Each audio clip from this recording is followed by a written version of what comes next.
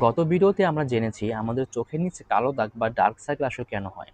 আজকের ভিডিওতে আমরা জানার চেষ্টা করব এই ডার্ক সার্কেল হলে আমাদের আসলে কি করণীয়। দেখেন, এই ডার্ক সার্কেল হওয়ার অন্যতম প্রধান কারণ হচ্ছে ঘুম কম হওয়া, বা যারা অনিয়মিত ঘুমান তাদের ক্ষেত্রে এই ডার্ক সার্কেল হওয়াটা কিন্তু খুবই কমন। এক্ষেত্রে আমাদের কি করতে হবে? আমাদেরকে পর্যাপ্ত পরিমাণ ঘুমাতে হবে। যাদের বয়স 18+ তাদেরকে 6 থেকে 7 ঘন্টা ঘুমাতে হবে, এবং যাদের বয়স 13 থেকে 18 বছরের ভিতরে তাদেরকে 7 থেকে 8 ঘন্টা ঘুমাতে হবে। শুধু ঘুমালেই হবে না, এবং আমাদের ঘুমটা যেন কোয়ালিটিফুল ঘুম হয় সেদিকেও আমাদের লক্ষ্য রাখতে হবে। যাদের চোখের নিচে এরকম ডার্ক সার্কেল থাকে তারা চাইলে ঠান্ডা কাপড় বা অথবা একটা কাপড়ের ভিতরে বরফ মুড়িয়ে ওই কাপড়টাকে হচ্ছে আমাদের চোখে 10 মিনিট দিনে 1 থেকে 2 বার এটা চেপে ধরে রাখলে আমাদের চোখের যে ব্লাড ভেসেলগুলো আছে এটা অনেকটা সংকুচিত হয়ে যায়, যার ফলে এই ডার্ক সার্কেলটা অনেক সময় এটা কমে যায় এই পদ্ধতিটা ফলো করলে। এরপর যারা দীর্ঘ সময় স্ক্রিন টাইম, যারা দীর্ঘ সময় আপনার মোবাইল বা কম্পিউটার ব্যবহার করেন তাদের ক্ষেত্রে কিন্তু ডার্ক সার্কেলটা হয়। তারা চাইলে একটা নিয়ম ফলো করতে পারেন, যেটাকে বলা হয় 20-20-20 ফর্মুলা।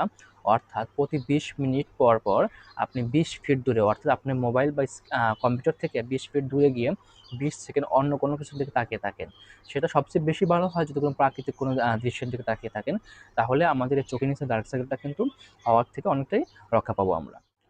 এরপর জেনেটিক্যালি বা বংশগতভাবে যাদের চোখের নিচে কালো দাগ থাকে, যদি আপনার পরিবারের কারোর এই সমস্যাটা থেকে থাকে, তাহলে সেক্ষেত্রে আপনার এই সমস্যাটা হয়তোবা 100% অনেক ক্ষেত্রে সমাধান করা নাও যেতে পারে।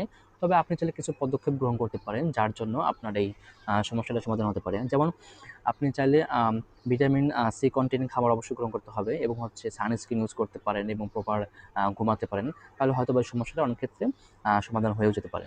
এরপর চোখ ঘষাঘষি বা অ্যালার্জি জনিত কারণে যাদের চোখের নিচে ডার্ক সার্কেল হয় তাদের কিন্তু চোখ ঘষা থেকে বিরত থাকা লাগবে, এবং ধুলোবালি থেকে বিরত থাকা লাগবে। যেসব পদার্থের কারণে বা জিনিসের কারণে আমাদের চোখ জ্বলা করে বা চোখ চুলকায় সেসব পদার্থ থেকে আমাদের দূরে থাকতে হবে, এবং অ্যালার্জির সঠিক ট্রিটমেন্ট নিতে হবে।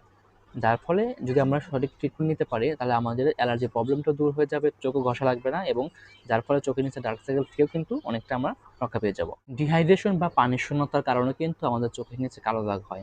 বিশেষ করে এই প্রচণ্ড গরমের সময় যখন আমাদের শরীর থেকে প্রচুর পরিমাণ ঘাম বের হয়ে যায়, তখন যদি আমরা পর্যাপ্ত পরিমাণ পানি পান না করি তখন আমাদের শরীরে পানি শূন্যতা চলে আসে, যার ফলে কিন্তু আমাদের চোখের নিচে কালো দাগ হতে পারে।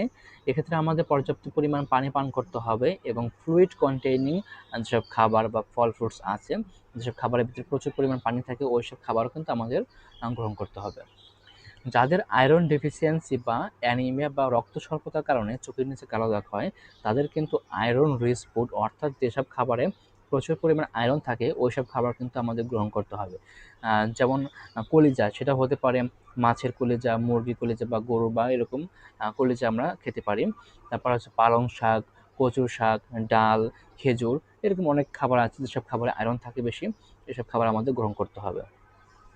এরপর যারা দীর্ঘদিন স্ট্রেস বা মানসিক দুশ্চিন্তার ভেতরে থাকেন তাদের কিন্তু এই সমস্যাটা হয়, কারণ একজন দুশ্চিন্তাগ্রস্ত মানুষের ফেস দেখে কিন্তু আমরা বুঝতে পারি যে এই লোকটা দুশ্চিন্তা করতেছে বা টেনশনে আছে। সেক্ষেত্রে আপনাকে এই প্রথমত হচ্ছে দুশ্চিন্তা থেকে বের হয়ে আসতে হবে, এবং রিল্যাক্সেশন যেসব টেকনিক থাকে, সেটা হতে পারে কোনো মেডিসিন, মেডিসিন অবশ্যই কোনো ডাক্তার পরামর্শ গ্রহণ করতে হবে। তারপরে এক্সারসাইজ করতে হবে, এবং পর্যাপ্ত ঘুমানোর চেষ্টা করতে হবে, তাহলে হয়তো বা এই সমস্যাগুলো থেকে আমরা বিরত থাকতে পারবো।